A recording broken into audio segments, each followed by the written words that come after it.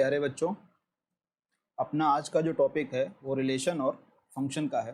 हालांकि ये टॉपिक आप 11th में भी पढ़ चुके हो। 11th में इसका इंट्रोडक्शन दिया जाता है और उसके बाद ये 12th में इसके टाइप्स और फंक्शन के टाइप्स पढ़ाए जाते हैं।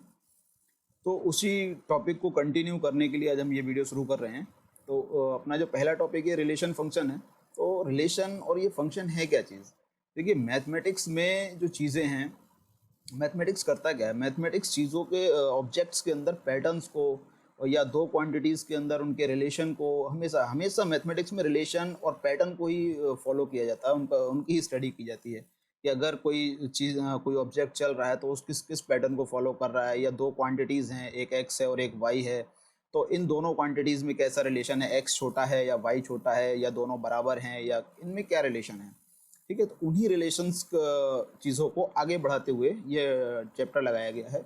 और हायर मैथमेटिक्स के हिसाब से के लिहाज से ये जो चैप्टर है बहुत इंपॉर्टेंट चैप्टर है। ठीक है, तो इसमें शुरू करते हैं वीडियो आज का। तो रिलेशन और फंक्शन को पढ़ने के लिए अपने पास एक सिस्टम है, उस सिस्टम को फॉलो किया जाता है। अगर आपने 11th नहीं पढ़ी है तो मैं आपको बोलूँगा कि आप एक बार 11th की बुक से जाके चीज़ों को ठीक से पढ़ें। तो इसमें पैटर्न क्या है, पढ़ने का पैटर्न क्या होता है? तो सबसे पहली चीज़ आपको जानना चाहिए कि सेट क्या होता है। सेट के बाद अगर कोई टॉपिक आपको पढ़ना है, सेट के बाद आता है ऑर्डर पेयर, जो आपको पता होना चाहिए। ऑर्डर्ड पेयर, ऑर्डर पेयर के बाद आपको पता होना चाहिए कि कार्टेशियन प्रोडक्ट क्या है। कार्टेशियन प्रोडक्ट, कार्टेशियन प्रोडक्ट के ऊपर डिफाइन किया जाता है रिलेशन। रिलेशंस, और रिलेशन के बाद स्टडी होती है किसकी? फंक्शन को। तो ये पूरा चार्ट है, पूरा चार्ट है ये। यानी कि आपको सेट पता होना चाहिए, सेट की डेफिनेशन पता होना चाहिए, ऑर्डर पेयर किसे कहते हैं ये पता होना चाहिए, कार्टेशियन प्रोडक्ट क्या होता है ये पता होना चाहिए, रिलेशन की बेसिक डेफिनेशन यहाँ तक आपको 11th में पता होना चाहिए। अगर आप नहीं पढ़ के आए हैं तो आप एक बार देख लीजिए। हालांकि मैं जो है इस वीडियो को ऑर्डर पेयर से स्टार्ट करूंगा, ऑर्डर पेयर को समझाते हुए और कार्टेशियन प्रोडक्ट को समझाते हुए, उसके बाद रिलेशन और रिलेशन के टाइप्स वगैरह को हम लोग स्टडी करेंगे। हाँ, एक बात और, क्योंकि ये वीडियो हिंदी मीडियम का स्टूडेंट भी देखेगा तो मैं चीज़ों को नाम जो है वो हिंदी नाम भी लिखूंगा। इससे किसी को कोई दिक्कत नहीं होनी चाहिए, क्योंकि बहुत से बच्चे हिंदी मीडियम के हैं और सीबीएसई बोर्ड के, दोनों ही, सभी इंग्लिश और हिंदी मीडियम दोनों के ही बच्चे देखेंगे। तो इसलिए मैं बाइलिंगुअल यूज़ करूँगा, तो इंग्लिश वालों को कोई दिक्कत नहीं होनी चाहिए इससे। तो अपना जो पहला टॉपिक आज स्टार्ट होगा वो है ऑर्डर्ड पेयर। ऑर्डर्ड पेयर को हिंदी में लिखते हैं क्रमित युग्म। अब जिसको इंग्लिश नहीं चाहिए वो इंग्लिश को स्किप कर सकता है। और मैं रिकमेंड करूंगा यूपी बोर्ड के स्टूडेंट से भी कि वो हिंदी को कम से कम तहरीज दें, क्योंकि हिंदी आगे जो हायर मैथमेटिक्स की बुक है उन्हें हिंदी में मिलना मुश्किल है, आपको टोटल इंग्लिश में ही पढ़ना पड़ेगा। तो अच्छा ये होगा कि आप अभी से स्टार्ट करें इंग्लिश में ही। तो ऑर्डर पेयर क्या है? An order pair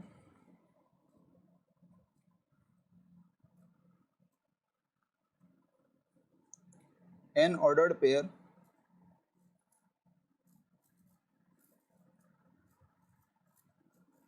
an ordered pair is a pair,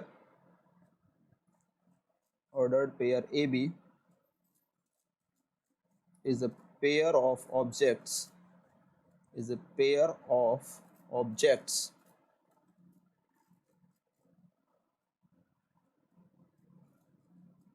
in which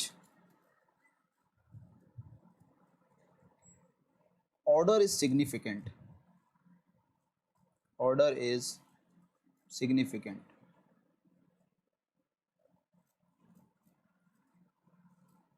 writing से थोड़ा सा आपको कॉम्प्रोमाइज करना पड़ेगा। तो ऑर्डर पेयर क्या है? मेन चीज़ क्या है कि इसमें ऑर्डर सिग्निफिकेंट होता है। सिग्निफिकेंट का मतलब है कि ऑर्डर ही इसमें सब कुछ है। ऑर्डर पेयर में ऑर्डर का ही मैटर करता है। फॉर एग्जांपल आप इस तरह समझ सकते हो, जब हम सेट लिखते हैं, जैसे अगर कोई सेट लिखा मैंने, तो उसमें लिख दिया मैंने ए बी सी, और इसको ऐसे भी लिख सकते हैं बी सी ए लिख सकते हैं, और इसको ए सी बी भी लिख सकते हैं। तो यहाँ पे ऑर्डर का कोई मतलब नहीं है, आप किसी भी चीज़ को आगे पीछे कैसा भी लिख दो तो चलेगा, ठीक है। सेट के अंदर ऑर्डर का कोई मैटर नहीं होता है, लेकिन जब एक ऑर्डर पेयर की बात आती है तो उसमें ऑर्डर ही सिग्निफिकेंट है, ऑर्डर का ही मीनिंग होता है। फॉर एग्जांपल अगर मैं बोलूँ आपको कि एक ऑर्डर पेयर है 3,4, ठीक है, 3,4, अगर किसी बच्चे ने इसको उल्टा करके लिख दिया 4,3 कर दिया, तो ये दोनों बराबर एक बात नहीं होगी, दोनों अलग अलग बातें हैं, ठीक है।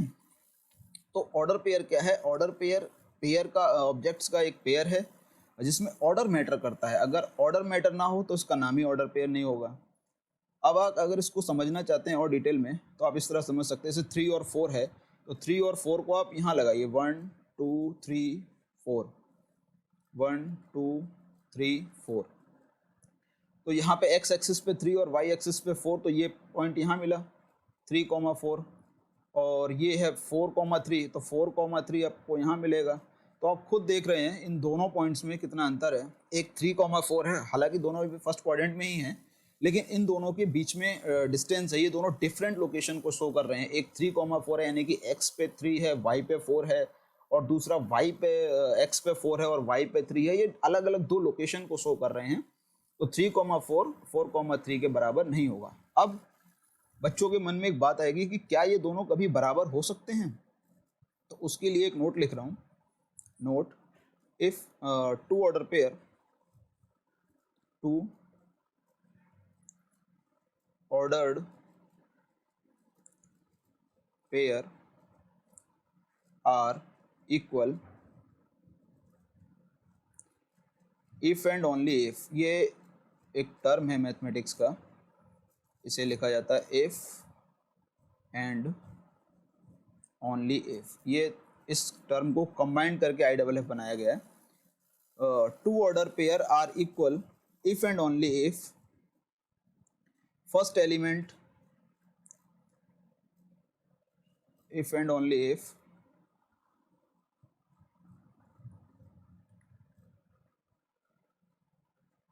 या ऐसे लिखें, first element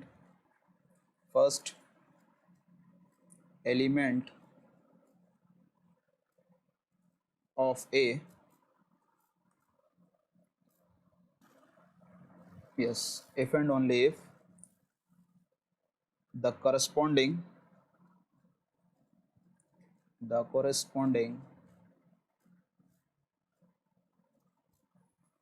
first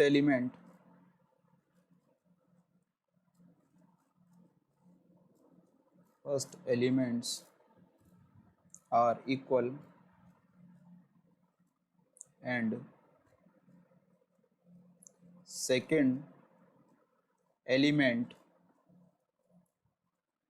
are also equal,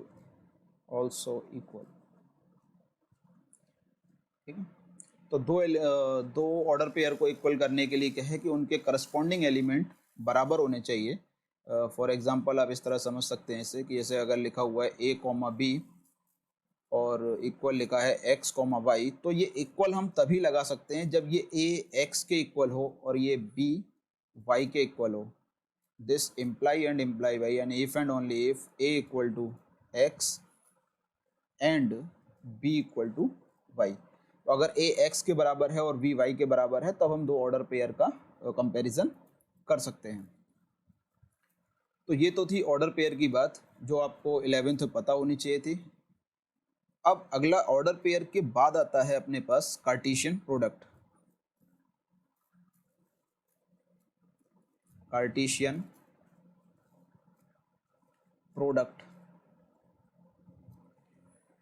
product को हिंदी में बोलते हैं कार्तीय गुणनफल। हिंदी मीडियम वाले बच्चों से रिक्वेस्ट है कि वो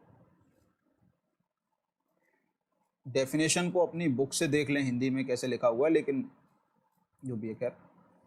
तो कार्तीय गुणनफल कार्टेशियन प्रोडक्ट को की मैथमेटिकल डेफिनेशन देने से पहले इसको एक समझने का प्रयास करते हैं। पहले इंट्रोडक्शन देते हैं इसका, उसके बाद इसकी मैथमेटिकल डेफिनेशन पे चलेंगे। पहले एक एग्जांपल से समझते हैं। तो एक सेट है, उसमें कोई 3 एलिमेंट लिए, ए 1 2 और 3, और एक बी दूसरा सेट है, उसमें कोई 2 एलिमेंट लिए, ए कॉमा बी। अब मुझे किसी ने बोला कि इनका ए क्रॉस बी यानी कि इनका कार्टेशियन प्रोडक्ट आप फाइंड करो। तो मैं क्या करूँगा, ए क्रॉस बी इक्वल, दोनों सेटों को लिख लेंगे, ए सेट को ए की जगह पे और बी सेट को बी की जगह पे। ये ध्यान रहे कि जो सेट पहले लिखा है उसके एलिमेंट पहले आने चाहिए,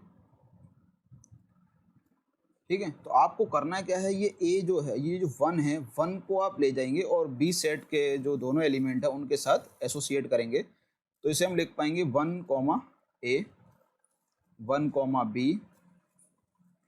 फिर 1 का जब ए और बी दोनों से हो गया तो उसके बाद 2 से शुरू करेंगे, 2 कॉमा ए, 2 कॉमा बी। फिर 2 का हो गया, अब 3 के लिए करेंगे 3 कॉमा ए और 3 कॉमा बी। तो इस तरह से जो एक नया सेट मिला है हमें, और इस सेट की एक खास बात है कि इसके जो एलिमेंट हैं वो ऑर्डर पेयर के फॉर्म में है, ठीक है। अभी एक ऑर्डर पेयर बताया था कि ऑर्डर पेयर में क्या 2 या 2 से ज़्यादा एलिमेंट, अपने अभी जो इंटर का सिलेबस है उसमें 2 टपल्स तक ही यानी कि ए और बी ही मिलेंगे आपको, बाकी आगे आगे नेक्स्ट क्लास में मिलेगा। तो ए क्रॉस बी में क्या है, ए क्रॉस बी में जो एलिमेंट होंगे उनमें सिंपल फॉर्म नहीं होगा, वो एक ऑर्डर पेयर के फॉर्म में होंगे। यानी कि ए क्रॉस बी के एलिमेंट किस फॉर्म के होते हैं, ऑर्डर पेयर के फॉर्म के होते हैं, ये आपको याद रखना पड़ेगा।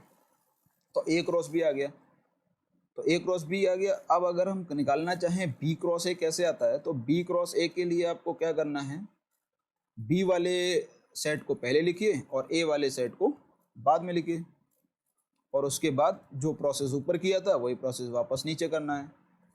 ए कॉमा 1, ए कॉमा 2, ए कॉमा 3। जब ए एग्जॉस्ट हो जाएगा उसके बाद बी से शुरू करना है, B comma 1, B comma 2 and B comma 3। अब इन दोनों में बेसिक डिफरेंस आप देख रहे हैं कि ए क्रॉस बी में जो एलिमेंट है वो 1 कॉमा ए है, और बी क्रॉस ए में जो एलिमेंट है वो ए कॉमा 1 है। यानी कि ऊपर में जो एलिमेंट है वो और ए क्रॉस बी के और बी क्रॉस ए के दोनों एलिमेंट अलग अलग हैं। लेकिन अगर कार्डिनलिटी वाइज बात करें, कार्डिनलिटी का मतलब होता है नंबर ऑफ एलिमेंट, यानी कि उसके अंदर कितने एलिमेंट्स हैं। तो ए क्रॉस बी के अंदर जितने एलिमेंट्स हैं उतने ही एलिमेंट आपको बी क्रॉस ए के अंदर दिख रहे हैं, यानी कि दोनों के अंदर 6 एलिमेंट, लेकिन दोनों का अरेंजमेंट अलग अलग है। उसमें 1 कॉमा ए है तो इसमें ए कॉमा 1 है, उसमें 1 कॉमा बी है तो इसमें बी कॉमा 1 है। तो यहाँ से हम बोल सकते हैं इन जनरल, सामान्य तौर पे, in general A cross B not equal to B cross A, यानी कि सामान्य तौर पे दो कार्टेशियन प्रोडक्ट आपस में बराबर नहीं होते हैं। ए क्रॉस बी की वैल्यू कुछ और आएगी और बी क्रॉस ए की वैल्यू कुछ और आएगी। अब इसकी प्रिसाइज डेफिनेशन को देखते हैं कि ए क्रॉस बी की डेफिनेशन बनेगी कैसे। Definition given to non empty set, let A and B be any two non-empty set, let A and B any two non-empty set, the Cartesian product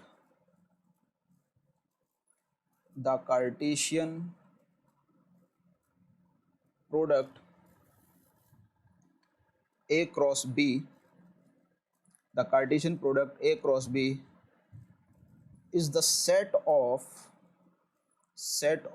all ordered pair of pairs of element from A and B। ठीक है बच्चों, तो A cross B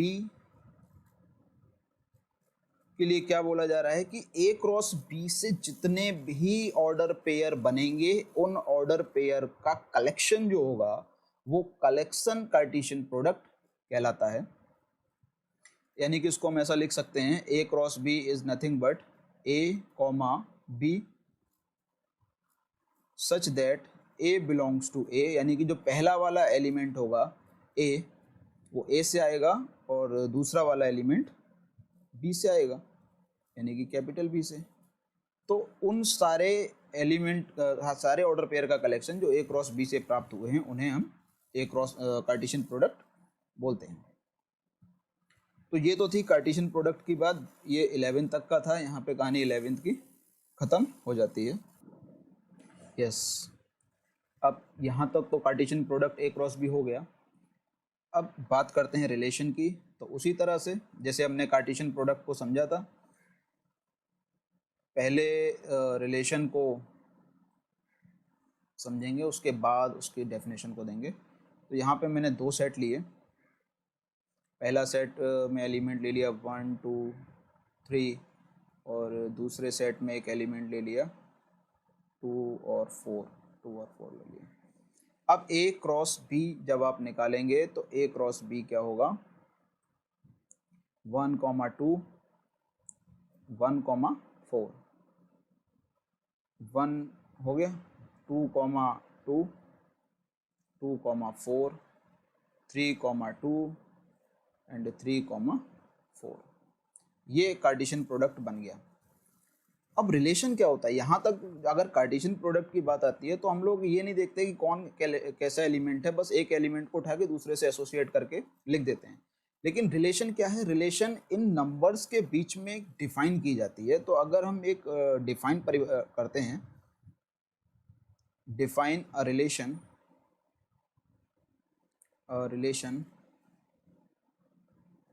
define a relation इस तरह से कर देते हैं कि A plus B greater than equal to 4 कर देते हैं, greater than equal to 4। A plus B greater than equal to 4 where A कहाँ से लेने हैं, ए से लेने हैं, और बी कहाँ से लेने हैं, कैपिटल बी से लेने हैं। ठीक है, तो एक तरह का एक इस कंस्ट्रक्शन जो ए क्रॉस बी का कंस्ट्रक्शन किया है उस पर एक डेफिनेशन अप्लाई किया, ए प्लस बी 4। इसका मतलब सीधा सा ये है कि आपको वो वाले ऑर्डर पेयर ढूंढने हैं कि जिनका सम यानी कि जोड़ करके या तो 4 आ जाए या 4 से बड़ा आ जाए। अब आप देखेंगे जैसे 1, 2 को लिया कि क्या ये 1, 2 इस क्राइटेरिया को पूरा करता है।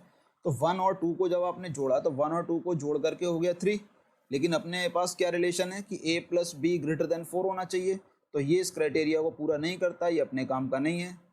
दूसरे को लीजिए 1, 4 1 और 4 को जोड़ेंगे तो 5 आ जाएगा, और 5 4 से बड़ा होता है, तो ये अपने क्राइटेरिया को पूरा कर रहा है। तो इसी तरह जो क्राइटेरिया को पूरा करेगा वो रिलेशन का एलिमेंट होगा। तो ये कर रहा है, बिल्कुल कर रहा है, 2 और 4। उसके बाद इधर देखें कि 2 और 2, तो 2, 2 4 होता है, तो हमें ग्रेटर देन इक्वल टू 4 चाहिए, या तो 4 हो या 4 से बड़ा, तो ये भी कर रहा है। 3, 2 हो तो 6 हो जाएगा, ये भी कर रहा है, और 3, 4 भी कर रहा है। तो इसका मतलब केवल एक ही ऑर्डर पेयर ऐसा था जिसने इस क्राइटेरिया को सेटिस्फाई नहीं किया।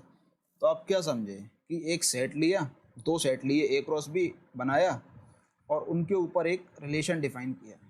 अब उस रिलेशन को जो सेटिस्फाई कर जाएंगे वो आर के मेंबर होंगे, और जो सेटिस्फाई नहीं करेंगे वो बाहर हो जाएंगे। तो एक 1, 2 को छोड़ करके इस आर में सभी आ जाएंगे। 2, 2 आ जाएगा, 1, 4 आ जाएगा, 3, 2 आ गया, 2, 4 आ गया, और 3, 4 आ गया, 3 2 5। ठीक है, तो आपने देखा है कि ए क्रॉस बी और आर में क्या फ़र्क है कि ए क्रॉस बी आर में एक ऑर्डर पेयर गायब है, जो ए क्रॉस बी में तो है लेकिन आर में नहीं है, एक कम पड़ गया। और अगर इसी पे एक और एग्जांपल सेट करें, एग्जांपल लेते हैं, इसी पे नंबर एग्जांपल 2 कर देते हैं। 2 सेम सेट है। अब की हम करते हैं कि a plus B greater then 20 कर देते हैं, greater than equal to 20।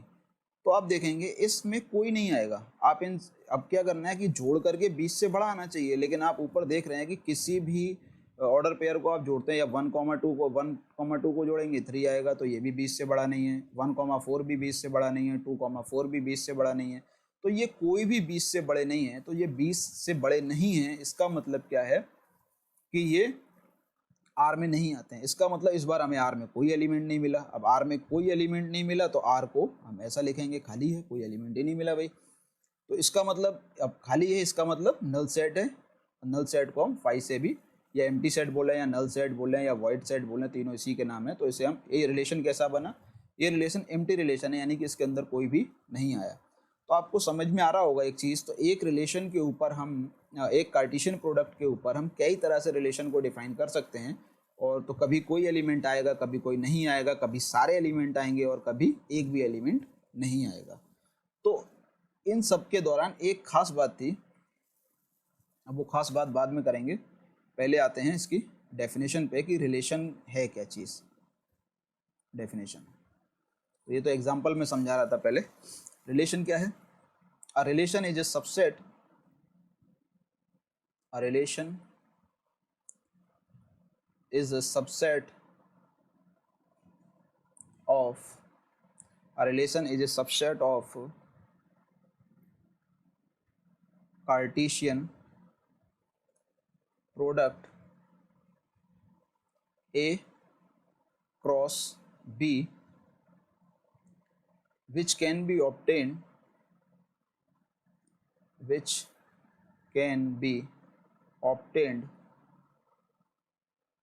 by defining some rule,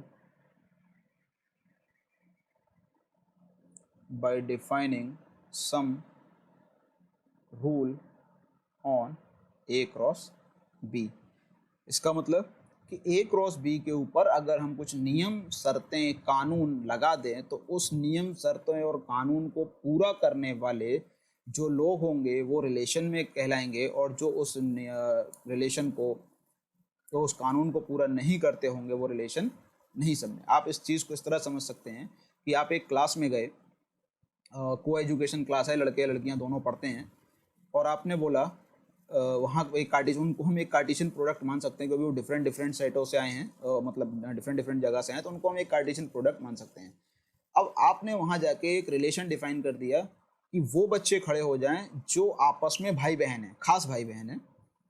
तो खास भाई बहन मतलब सेम फादर और मदर के हैं। तो हो सकता है कि उसमें से 2 पेयर निकल आए, 2 बच्चे साथ साथ पढ़ते हों, एक पेयर निकला है, या हो सकता है कोई भी ना निकल के आए। तो इसी तरह से कार्टेशियन प्रोडक्ट पे हम एक जब रूल अप्लाई कर देते हैं जो, और उस रूल को फॉलो करने वाले रिलेशन में आ जाते हैं और उस रूल को फॉलो नहीं करने वाले रिलेशन में नहीं आते हैं। तो ये तो थी रिलेशन की डेफिनेशन। तो इसका मतलब क्या है कि जो रिलेशन है वो रिलेशन कार्टेशियन प्रोडक्ट का हमेशा सबसेट होगा। Relation is the subset of Cartesian product. Relation Cartesian product का सबसेट होता है। ये बात अपने दिमाग में बैठा लेनी है आपको, ठीक है। अब अपना काम है, अब रिलेशन पढ़ लिया, अब रिलेशन के टाइप्स आते हैं। तो रिलेशन के कुछ टाइप 11th में हैं और बाकी जो टाइप हैं वो 12th में पढ़ाए जाते हैं। तो टाइप्स ऑफ रिलेशन में शुरू कर रहा हूँ। पहले जो 2 टाइप के 11th में पढ़ा दिए गए हैं ट्रिवियल रिलेशन, उनको पहले यहाँ ख़त्म करते हैं और उसके बाद देन 12th पे चलेंगे। तो types of relations, types of relation. तो पहला अपने पास है एम्प्टी रिलेशन। इसका मैंने एग्जाम्पल आपको ऊपर दिया था, एम्प्टी रिलेशन। ऊपर एग्जाम्पल दे चुका हूँ मैं, एक बार फिर बता दे रहा हूँ। तो एम्प्टी रिलेशन को किस तरह डिफाइन करेंगे? तो आप कोई भी 2 सेट पकड़िए, एक 1,2 और एक दूसरा ले लिया मैंने 3,7। इनका कार्टेशियन प्रोडक्ट किया, ए क्रॉस बी। ए क्रॉस बी में करेंगे जब आप तो आएगा 1,3 और 1,7। उसके बाद आएगा 2 3, उसके बाद आएगा 2 7। तो ये 4 इसमें ऑर्डर पेयर आ रहे हैं।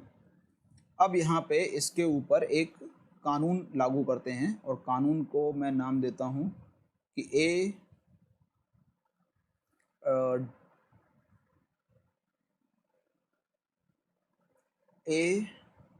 इस तरह करते हैं, A plus B greater than equal to, वही कर देते हैं 20 कर देते हैं, उससे हो जाएगा ये, A plus B greater than equal to 20।